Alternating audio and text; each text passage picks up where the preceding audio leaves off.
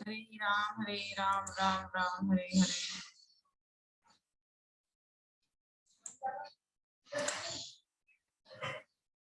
हरे कृष्णा। तो स्वागत है कृष्ण पुस्तक के आज के सत्र में। आफ्टर लॉन्ग टाइम तो हम 47th चैप्टर को हम पूरा कर लिए थे। अभी 48 चैप्टर हम स्टार्ट करेंगे जिसका नाम है श्री कृष्ण का भक्तों को आनंद प्रदान करना। तो ये देखिए चैप्टर का नाम जो है ना इतना ज्यादा सुंदर है, इतना ज्यादा ब्लिसफुल है, नाम ही इतना ज्यादा, इतना टाइटल बहुत बहुत ही अच्छा टाइटल है। इन द सेंस कि श्री कृष्ण का भक्तों को आनंद प्रदान करना। श्री कृष्ण एक्चुअली और कर क्या रहे हैं, इसके अलावा तो श्री कृष्ण और कुछ जानते ही नहीं है। एक बिच्छू होता है, स्कॉर्पियो नहीं, स्कॉर्पियो बोलते हैं, स्कॉर्पियो बोलते हैं। बिच्छू होता है, उसका स्वभाव है डंक मारना। चाहे कोई उसको हाथ में पकड़ के ऐसे सहलाए और ले ले ले इस प्रकार से करे या किसी भी तरह से उसको सहलाने की कोशिश करे, लेकिन वो डंक मारेगा, उसका नेचर है। सिमिलरली एक सांप, भले ही जो सपेरे होते हैं वो उसके जो जहर वाले जो दांत होते हैं वो निकाल भी दे, वो जो डेंचर्स होते हैं जिसमें जहर भरा होता है जिससे डस करके वो किसी को भी डेथ बेड तक पहुंचा सकते हैं, बट फिर भी वो दांत निकलने के बावजूद भी सांप अपनी फुफकारने की आदत नहीं छोड़ता। मतलब ऐसे करता है ना, बहुत तेज, डर जाते लोग। तो इसी तरह से कृष्ण की एक बहुत ही, क्या मैं कहूँ, क्या मैं इसके लिए वर्ड यूज करूं, ऐसी आदत है कृपा करने की। मतलब नहीं रह सकते वो कृपा किए बिना, कुछ भी दिए बिना नहीं रह सकते। उनका नेचर है अपने भक्तों को, अपने शेल्टर्ड लोगों को, जो उनके आश्रित हैं, सभी आश्रित हैं लेकिन जो बोल देते हैं। इसके भी पीछे एक स्टोरी मैं कई बार एक्सप्लेन कर चुकी हूँ, मायापुर टीवी हिंदी में भी और यहाँ पर भी क्लास में। एक बार क्या हुआ था, कृष्ण का बर्थडे सेलिब्रेट कर रहे थे सारे ब्रजवासी मिल करके। तो माता यशोदा ने सोचा कि चलो यमुना मैया में दीपदान करेंगे। एक बड़ा सा, बहुत बड़ा फेस्टिवल उन्होंने पूरे वृंदावन में फेस्टिवल बन रहा था, इतना मतलब इतने ह्यूज लेवल पे, इतने लार्ज लेवल पे। तो वहां पर दे वर ऑल सेलिब्रेटिंग। तो इस प्रकार से माता यशोदा ने डिसाइड किया कि चलो यमुना में दीपदान करेंगे। तो सभी जा रहे हैं, आगे में फ्रंट में बिल्कुल कृष्ण है, माता यशोदा के पास में चल रहे, छोटे से हैं, 5-7 वर्ष, 5-6 साल के होंगे। और पीछे गोपियां हैं, गीत गा रही, बड़े सुंदर सुहाने गीत गा रही, मधुर मधुर, ग्वाल बाल गोप एवरीवन सब साथ में जा रहे हैं, यशोदा मैया भी है। एंड जैसे ही यमुना के तट पर पहुंचे तो थोड़ा ये जो घुटने होते हैं ना, नीज, यहाँ तक पानी आ रहा है, वहां तक घुस गए हैं सब और दीपदान कर रहे हैं। यशोदा मैया भी दीपदान कर रही है, ऐसे छोड़ रहे हैं दीप, दीपदान करते हैं ना नदियों में। अभी कार्तिक मास आने वाला है तो यहाँ पर गंगा मैया में भी दीपदान किया जाता है, बड़ा सुंदर फेस्टिवल होता है यहाँ पर। पूरा 1 महीना रोज राधा माधव तीनों ऑल्टर्स में दीपदान होता है। पंचतत्व, ऋषिमद प्रहलाद महाराज, राधा माधव, जगन्नाथ बलदेव सुभद्रा। तो इस प्रकार से दीपदान कर रहे थे और वहां पर कृष्ण भी आ गए उतर करके, छोटे से कृष्ण वो भी आ गए। तो छम छम करते हुए कृष्ण भी जल में उतर के आ गए। तो जो दीप माता यशोदा इस प्रकार से छोड़ रही थी, तो कन्हैया ने क्या किया, उनको पकड़ पकड़ के किनारे लगाने लग गए। माता यशोदा उनको छोड़ रही कि चलो बीच में चले जाएंगे, लेकिन वो सबको पकड़ पकड़ के किनारे लगा रहे। तो माता यशोदा ने कहा कि अरे बजमारे, बजमारे मतलब ब्रज में एक गाली होती है। तो माता ने कहा कि अरे बजमारे, तू ये क्या कर रहा है, मैं तेरे भले के लिए एक तो बड़ी मतलब हंसने की बात है। माता यशोदा का प्रेम देखिए आप, किस लेवल का उनका प्यार है, किस लेवल का उनका कृष्ण के प्रति अफेक्शन है, जो इस प्रकार से बोल रही, अरे मैं तो तेरे भले के लिए दीपदान कर रही हूँ। सोचो, कृष्ण जो मतलब क्या कहना चाहिए कि कोई ऊपर नहीं उनसे, कोई उनके बराबर नहीं है, कोई उनसे ऊपर नहीं है। ऐसे कृष्ण को माता यशोदा बोल रही कि मैं तो तेरे भले के लिए दीपदान कर रही हूँ बेटा, ताकि तेरा भला हो आगे भविष्य में, तेरा भविष्य उज्जवल हो, इसीलिए मैं दीपदान कर रही हूँ। और तू उनको पकड़ पकड़ के किनारे लगा रहा है। तो कन्हैया ने कहा, अब मैया देखो, मेरी आदत है बहते हुओं को किनारे लगाना, यही तो मेरा धंधा है, that is my only business, यही तो मेरा एकमात्र व्यवसाय है, यही तो मेरा एकमात्र धंधा है, जो बहते हुए हैं उनको किनारे लगाना। लेकिन जो मेरे सामने आ जाए, ठीक है, जो मेरे सामने आ जाए और ये बोल दे कि हम आपके, जैसे कि फॉर एग्जाम्पल मान लीजिए आप एक जगह पर खड़े हैं, नदी है या समुद्र है, जो भी है, तो आप किसको बचाएंगे? आपके पीछे कोई चिल्ला रहा है, हाथ उठा उठा के उसको बचाएंगे, या आपके सामने कोई चिल्ला रहा है, हाथ उठा उठा के? हम हाथ क्यों उठाते हैं भगवान के सामने? इसका तात्पर्य ये है कि हम फुल्ली सरेंडर कर दे रहे हैं अपने आप को, पूरे तरह से हम उनके चरणों में अपने आप को सरेंडर कर दे रहे हैं कि अब हमारी कोई सामर्थ्य नहीं है कि हम कुछ भी कर सकें अपने लिए अच्छा। हमने अपने लिए सब कुछ खराब ही किया है आज तक, हमने अपने आप को बर्बाद ही किया है आज तक।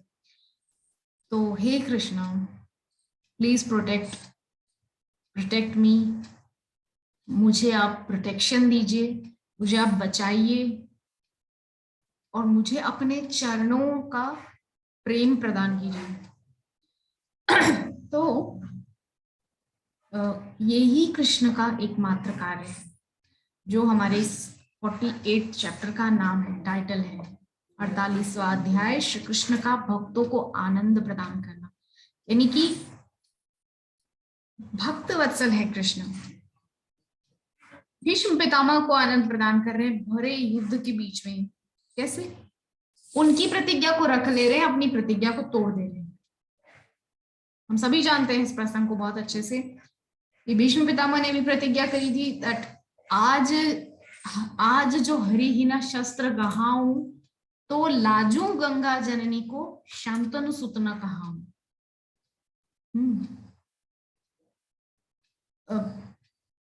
कृष्ण ने प्रतिज्ञा करी थी दैट मैं युद्ध में अस्त्र शस्त्र नहीं उठाऊंगा।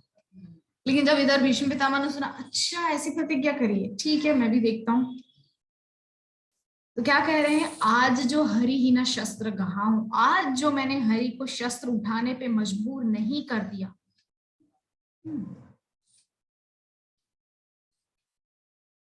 तो लाजू गंगा जननी को, तो मैं गंगा जननी को लजा दूंगा, मेरी माता को मैं लज्जित कर दूंगा। शांतनु सुत न कहाऊं, तो मैं शांतनु का पुत्र नहीं, शांतनु नंदन नहीं, अगर मैंने ऐसा नहीं किया। तो अपने भक्त की प्रतिज्ञा को रखने के लिए, कि मेरे भक्त ने ऐसी प्रतिज्ञा की है कि आज मुझे भगवान को अस्त्र शस्त्र उठाने पे मजबूर कर देना है, भगवान ने सोचा कि चलो मेरी प्रतिज्ञा तो टूट जाए तो कोई फर्क नहीं पड़ने वाला है, लेकिन भक्त की नहीं टूटनी चाहिए। तो अपनी भक्त वत्सलता वहां पर शो कर रहे हैं, और अर्जुन की भी रक्षा करनी है ना, इधर अर्जुन को भी तो बचाना है। दोनों तरफ भक्त है ना, इस तरफ भी भक्त है और सामने भी भक्त है, दोनों भक्तों की रक्षा करनी है। एक भक्त की प्रतिज्ञा की रक्षा करनी है, और एक भक्त की जान की रक्षा करनी, उसकी उसकी मृत्यु हो जाएगी वरना, अगर नहीं उठाएंगे अस्त्र शस्त्र भीष्म पितामह पे। तो क्योंकि भीष्म पितामह तो चलाते जाएंगे बाण, अगर अर्जुन घायल हो गया तो, या मर गया तो अर्जुन की भी रक्षा करनी है, at the same time Bhishma Pitamah की प्रतिज्ञा को भी बचाना है। तो भगवान ने अपनी प्रतिज्ञा तोड़ दी। ठीक है, तो ऐसा हो जाता है। तो इस प्रकार से भगवान जो है वो अपने भक्तों के लिए अपने आप को मतलब छोटा बनाने को तैयार बैठे हुए। अब भक्ति का मार्ग एक बार ग्रहण करो, कृष्ण छोटे से छोटा पद भी लेने को तैयार है आपके लिए। अब क्या और कहेंगे, कृष्ण तो सारथी बन गए, पैरों से जिसको कमांड किया जाता है। हम लैपटॉप चला रहे हैं ये माउस के जरिए, हाथ से चला रहे हैं, लेकिन वहां युद्ध भूमि में हाथ वाथ नहीं, सीधा पैर। सारथी जो होता है ना, उसके दोनों कंधों पर पैर रखे जाते हैं। जो रथी होता है ना, वो पैर रखता है और पैरों से इंडिकेट करता है मुझे इस दिशा में जाना है या इस दिशा में जाना है या मुझे स्ट्रेट जाना है। ठीक है, तो देखिए इतना मतलब छोटा कार्य कृष्ण ने करना स्वीकार किया। क्यों? भक्तों के लिए, क्योंकि वो लोग फुली सरेंडर्ड है ना। कुंती माता के पास और कोई आशा नहीं। कुंती माता ने क्या किया? कृष्ण को फुली सरेंडर किया। पांडवों ने क्या किया? फुली सरेंडर किया। इसीलिए तो कृष्ण इतना इजीली उन लोगों के दास बन के रह रहे हैं उनके साथ। तो हम चैप्टर स्टार्ट करते हैं। अनेक दिनों तक श्री कृष्ण उद्धव जी से उनकी वृंदावन यात्रा का विवरण सुनते रहे, क्योंकि उद्धव जी वापस आ चुके हैं। हम पिछले अध्याय में चर्चा की थी, उद्धव जी वृंदावन में 6 महीना रहने के बाद वहां से बहुत सारे गिफ्ट्स वगैरह लेकर के, रिटर्न गिफ्ट्स लेकर के वापस आ गए हैं। अब वहां पर जब आए हैं तो अब क्या हो रहा है? तो जब उद्धव जी वृंदावन यात्रा का विवरण सुना सुना मतलब सुनते रहते थे रोज रोज उद्धव जी से, ऐसे क्या हुआ था उस दिन, क्या हुआ था फलाना वगैरह, ये सब रोज उद्धव जी से कृष्ण सुनते रहते थे। विशेषकर अपने माता पिता, गोपियों तथा ग्वाल बालों की दशा का विवरण। भगवान श्री कृष्ण पूर्णतः संतुष्ट थे कि उद्धव जी अपने उपदेशों तथा श्री कृष्ण के संदेश द्वारा वृंदावन के निवासियों को सांत्वना देने में सफल हुए। तो इस प्रकार से चल रहा है सब कुछ। कृष्ण को बहुत अच्छा लग रहा है कि उद्धव जी ने ब्रजवासियों को एटलीस्ट मेरा संदेश दिया और उनके पास से कुछ प्रेम लेकर आए हैं। ठीक है, तो इस प्रकार से आगे कह रहे हैं, तब भगवान श्री कृष्ण ने कुब्जा के घर जाने का निश्चय किया। कुब्जा वह कुबड़ी युवती थी जिसने श्री कृष्ण को मथुरा में प्रवेश करते समय चंदन अर्पण करके प्रसन्न कर दिया था। जैसा कि भगवद गीता में कहा गया है कि श्री कृष्ण सदा अपने भक्तों को प्रसन्न करने का प्रयास करते हैं और भक्त श्री कृष्ण को प्रसन्न करेगा। मतलब ये दोनों के बीच में रेसिप्रोकेशन चलता रहता है, विनिमय चलता रहता है। मतलब भक्त पहले भगवान को प्रसन्न करते हैं, भगवान जब प्रसन्न हो जाते हैं तो वो भक्त को प्रसन्न करना स्टार्ट कर देते हैं। फिर भक्त और प्रसन्न होता है तो वो अपनी प्रसन्नता से फिर भगवान को प्रसन्न करता है। इस प्रकार से दोनों के बीच में बड़ा प्रेममय आदान प्रदान चलता रहता है। अब आगे क्या कह रहे हैं कि जैसे भक्त सदैव अपने हृदय में श्री कृष्ण का चिंतन करते हैं, उसी प्रकार श्री कृष्ण भी अपने अंतःकरण में अपने भक्तों का चिंतन करते हैं।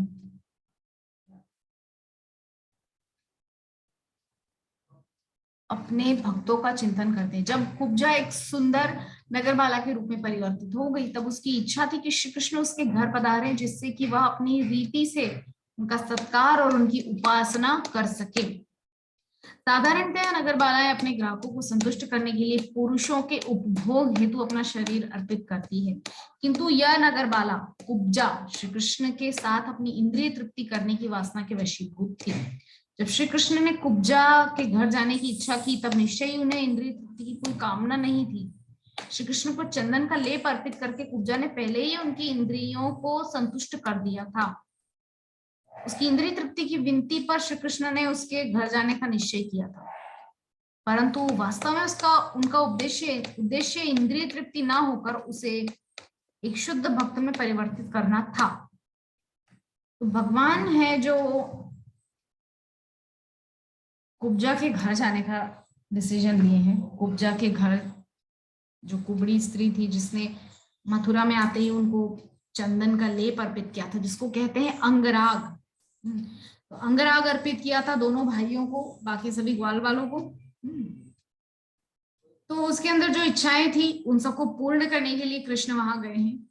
कृष्ण की अपनी कोई इच्छा नहीं होती है, कृष्ण सेल्फ सेटिस्फाइड है, अपने आप में संतुष्ट है कृष्ण। उनको कोई अलग व्यक्ति नहीं चाहिए जैसे हमारे साथ है। हम मान लीजिए हमको कोई एक व्यक्ति, बहुत से लोग होते हैं ना आजकल बोलते हैं मैं बहुत सेल्फ ऑब्सेस्ड हूँ, मैं बहुत अपने आप से प्यार करता हूँ या करती हूँ। ऐसे अपने आप से प्यार करने वाले लोगों को भी कभी आप एक जगह, एक अकेले सुनसान जगह में एक छोटा सा घर बना करके दे दो और बोलो रहो यहाँ पे, आप अपने आप से प्यार करते हो रहो। 1 महीने में वो अपना सिर दीवारों से ठोक ठोक के बाहर आने की कोशिश करेगा और भाग जाने की इच्छा होगी उसकी, ऐसी जगह जाना चाहेगा जहां पर कुछ लोग हो। कहने का जो तात्पर्य है वो ये है कि क्या चर्चा कर रहे थे, कि हम लोगों को कोई ना कोई चाहिए हमको संतुष्ट करने के लिए या हमको प्रसन्न करने के लिए।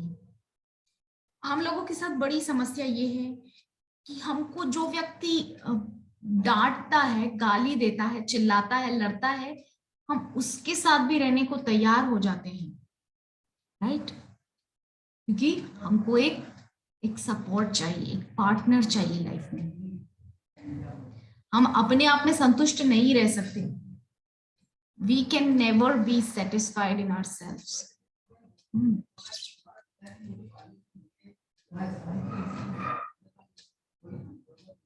हम लोग अपने आप में संतुष्ट नहीं रह सकते हैं लेकिन रहना जानते नहीं।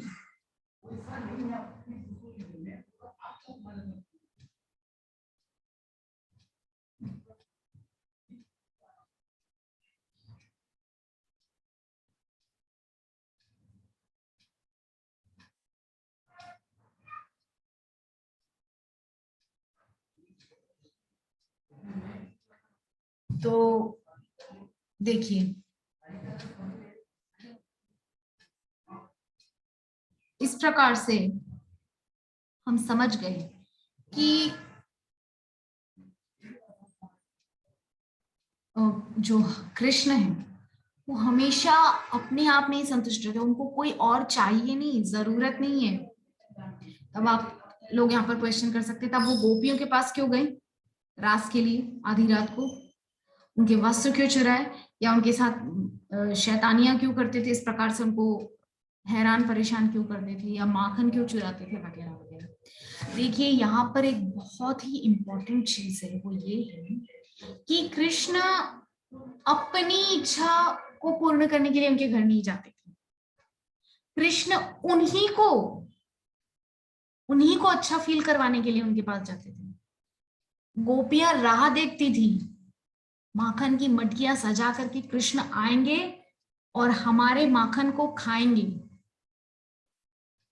ताकि हम लोगों की भी मतलब जो मेहनत है वो हम कृष्ण को समर्पित कर सके। हमने जो मेहनत की, सुबह प्रातः काल उठ करके ब्रह्म मुहूर्त में बहुत जोर जोर से बिलो बिलो के इस दही में से सुंदर शुद्ध सद माखन निकाला है, ये कृष्ण खाएंगे तो उनको पता चलेगा कि हमारे घर का माखन भी बहुत टेस्टी है। तो इससे ये पता चलता है कि कृष्ण की अपनी कोई इच्छा नहीं है कि मुझे वहां जाकर के माखन खाना है, मुझे वहां जाकर के उन लड़कियों के साथ रास रचाना है, नहीं। ये वही दंडकारण्य के बड़े बड़े संत हैं जो बहुत करोड़ों वर्षों से श्री रामचंद्र के आने की प्रतीक्षा कर रहे थे, लेकिन रामचंद्र तो आए तब भी दर्शन नहीं दे पाए क्योंकि टाइम हो गया था, उनको जाना था वापिस अयोध्या, वरना भरत जी महाराज अपने प्राण त्याग देते। तो हनुमान जी महाराज ने उन लोगों को जो है सांत्वना दिया था और कहा था कि नेक्स्ट टाइम जब लीला के लिए वापस आएंगे भगवान, तब आप लोगों को उनका सानिध्य, उनका साथ, उनकी लीला में साथ में आप संयुक्त हो पाएंगे। तो इस प्रकार से जो इम्पोर्टेंट चीज है वो ये है कि कृष्ण की अपनी कोई इच्छा नहीं, कृष्ण उनकी संतुष्टि के लिए रास किए, क्योंकि वो सारे जो दंडकारण्य के जो बड़े बड़े संत थे, हाँ, वो भगवान को अपने कांत रूप में, पति रूप में देखने के इच्छुक थे। इसीलिए वहां पर भगवान श्री कृष्ण ने उन सबकी इच्छा को पूरी करने के लिए रास किया। ठीक है, कहने का जो तात्पर्य है वो ये है कि मतलब कृष्ण अपने आप में ही इतने संतुष्ट है, उनको किसी दूसरे व्यक्ति की जरूरत ही नहीं है। तो इसीलिए हम समझ गए कि हम लोग ऐसे नहीं हो सकते, हमको ट्राई जरूर करना है, लेकिन हम इतनी जल्दी नहीं हो सकते वैसे, है ना। तो यहाँ पर जो हम चर्चा कर रहे थे वो ये है कि कृष्ण संतुष्टि प्राप्त करने के लिए नहीं आए हैं कुब्जा के घर, उसको संतुष्ट करने के लिए आए हैं। कैसे? क्योंकि उसकी इच्छा थी कि मेरे घर पर भगवान श्री कृष्ण पधारे, मथुराधिपति, द्वारिकाधीश। तो भगवान ने उसकी इच्छा को पूरी किया, अपनी खुद की कोई इच्छा नहीं भगवान की उसके वहां जाने की। ठीक है, तो हम समझ गए पॉइंट क्या है इंपॉर्टेंट। जब श्री कृष्ण ने कुब्जा के घर जाने की इच्छा की, तब निश्चय ही उन्हें इंद्रिय तृप्ति की कोई कामना नहीं थी। देखिए, कुब्जा के घर जाने की इच्छा जरूर प्रकट की, लेकिन उनके अंदर से भाव नहीं है। तो इस प्रकार से हम समझ गए। उसकी इंद्रिय तृप्ति की विनती पर श्री कृष्ण ने उसके घर जाने का निश्चय किया था। देखिए, उसने अपनी इंद्रियों को कृष्ण की सेवा में लगाया।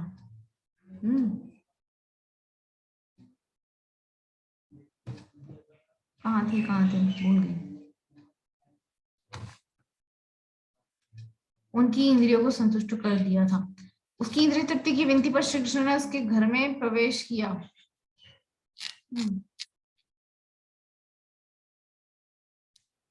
तो सहस्रों लक्ष्मियां निरंतर श्री कृष्ण की सेवा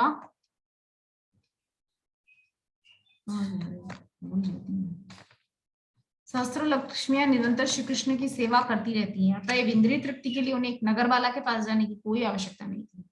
नगरवाला मतलब बहुत क्लियरली मैं यहाँ पर कहूँ तो वैश्या, क्योंकि वो सारे नगरवासियों की मतलब पत्नी है देखा जाए तो। वधु मतलब पत्नी होता है ना, वर वधु बोलते हैं। तो ये तो अच्छा है ना, संसार की सेवा करने से कृष्ण की सेवा बड़ी है। तो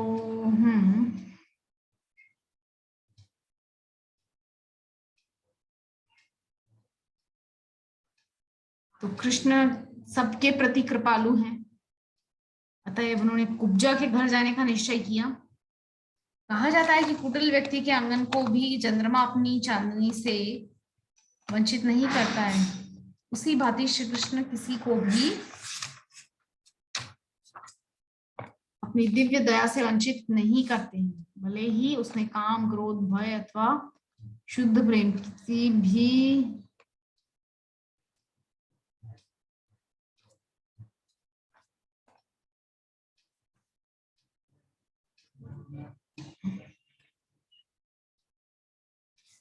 अपनी दिव्य दया से वंचित नहीं करते, भले ही उसने काम, क्रोध, भय अथवा शुद्ध प्रेम किसी भी कारण से अपनी सेवा अर्पित की। चैतन्य चरितामृत में कहा गया है कि यदि कोई श्री कृष्ण की सेवा करना चाहता है और साथ ही साथ अपनी वासनात्मक इच्छाओं की तुष्टि भी करना चाहता है, तो श्री कृष्ण उससे ऐसा व्यवहार करते हैं कि भक्त अपनी वासनात्मक इच्छाओं को भूल जाता है और पूर्णतः शुद्ध हो जाता है और सतत भगवान की सेवा में संलग्न हो जाता है। देखिए, बहुत सिंपल सा उदाहरण है कि एक बच्चा है, वो बड़ी ठंड के मौसम में अपने पिताजी से बोल रहा है मुझे आइसक्रीम खाना है। पिताजी तो जानते हैं ना कि आइसक्रीम देने से इसका गला बंद हो जाएगा, एग्जाम नहीं दे पाएगा, पढ़ाई नहीं कर पाएगा, बहुत सारे इश्यूज हो जाएंगे। ठीक है, तो इस प्रकार से हम कहाँ थे फिर बोलिए। तो ऐसे लोगों को भी माने जैसे वो बच्चा अपना भला नहीं जानता है, पिताजी जानते हैं, इसीलिए वो फालतू चीज उसको नहीं दिला रहे, उसी प्रकार से हम लोग भी बच्चे हैं। हम लोगों को भगवान ने क्या कुछ नहीं दिया, फिर भी हम लोग और की कामना करते ही रहते हैं। तो ये जो प्रॉब्लम है, सारी प्रॉब्लम्स की जड़ है।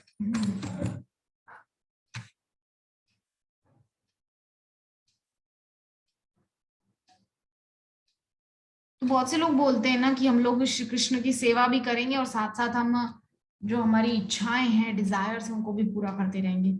तो कृष्ण ऐसे में क्या करते हैं, कृष्ण उसको, जो भक्त है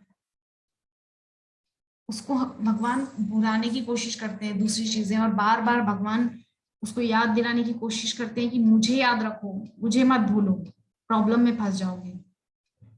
तो अपने वचनों को पूर्ण करने के लिए उद्धव सहित श्री कृष्ण उपजा के घर गए, जो अपनी काम वासनाओं की संतुष्टि के लिए कृष्ण को बुलाने को अत्यंत उत्सुक थी।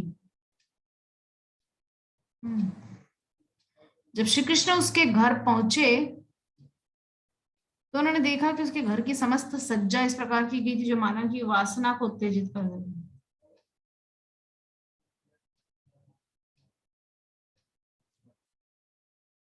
इससे ऐसा आभास मिलता है कि वहां बहुत से नग्न चित्र थे जिनके ऊपर मंडप तथा मोतियों की मालाओं से सुसज्जित ध्वज थे।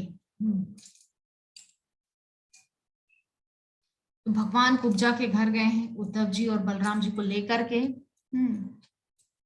तो जब पहुंचे हैं घर में तो बहुत एकदम से घर घबरा गई, शर्मा गई, सकपका गई एकदम से।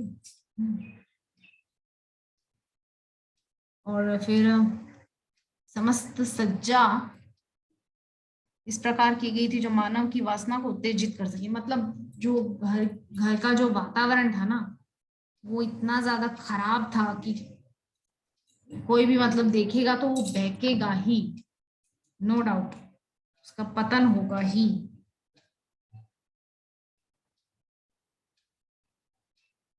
तो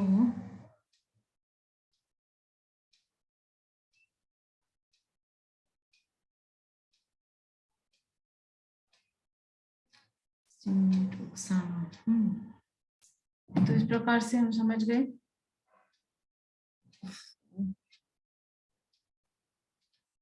क्या लिखा है यहाँ पर, तो श्री कृष्ण और उद्धव जी और बलराम जी पहुंचे हैं कुब्जा के घर। तो बड़ा सुंदर उसने अपना श्रृंगार कर रखा था। तो उसके बाद कुब्जा ने श्री कृष्ण के चरण कमलों को उठाकर वासना की ज्वाला से दग्ध अपने स्तनों पर रख लिया। गोपी जो है उसने, कुब्जा, गोपी नहीं है, कुब्जा जो है उसने श्री कृष्ण के चरणों को लेकर अपने हृदय से लगा दिया। कभी इस प्रकार से उसे अपनी भुजाओं में श्री कृष्ण का आलिंगन करने की अनुमति मिल गई और उसकी यह दीर्घकालीन कामना भी पूर्ण हुई कि श्री कृष्ण उसके घर अतिथि बनकर आए। तो सब अपने अपने हिसाब से सोचते हैं कि हमारे घर में भगवान किस तरह से आए, हमारा उनसे क्या रिश्ता है, एक्सेट्रा एक्सेट्रा। भगवत गीता में कहा गया है कि भौतिक पापों के फल से मुक्ति नहीं। ठीक है, तो बहुत आंखें भारी हुई। तो ठीक है, हम समझ गए कि श्री कृष्ण का आलिंगन करने की अनुमति उन लोगों को मिल गई और दीर्घकालीन जो उनकी कामना थी कि कृष्ण मेरे घर अतिथि बनकर आए, वो भी पूर्ण हो गई। एक साथ एक तीर से कई निशान लग गए। भगवद गीता में कहा गया है कि भौतिक पापों के फल से मुक्ति मिले बिना कोई भी भगवान की दिव्य प्रेमावय सेवा में संलग्न नहीं हो सकता।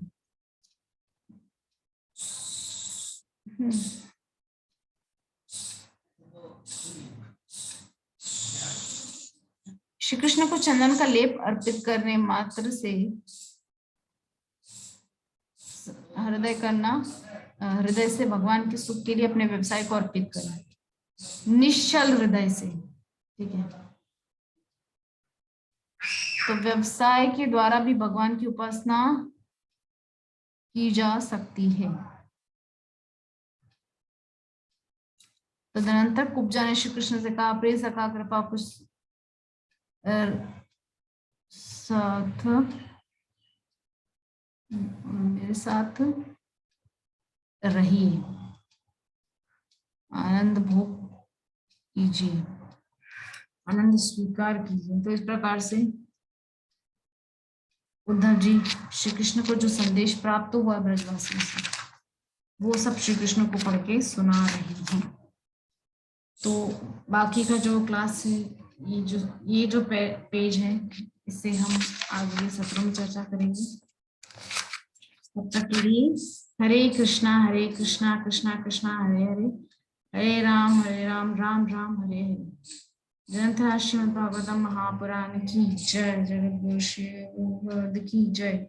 निताय गौर सीतानाथ प्रेमानंदे, हरि हरि बोल।